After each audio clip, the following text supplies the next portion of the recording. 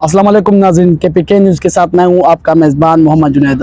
और नाज़रीन, इस वक्त मैं मौजूद हूं पार्लियामेंट हाउस इस्लामाबाद के बाहर, जिससे आप सबको मालूम है कि आज सदारती इंतखाबात हैं। सदारती इंतखाबात के पोलिंग का अमल सुबह 10 बजे से शुरू हो गया है, जबकि बिला ताख़ीर शाम 4 बजे तक जारी रहेगा।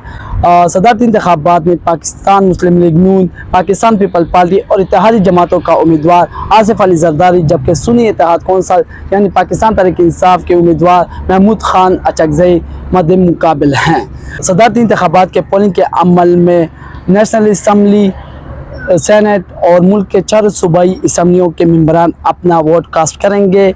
प्रिजाइडिंग ऑफिसर की जिम्मेदारियां chief justice Islamabad high court sir अंजाम दे रहे हैं।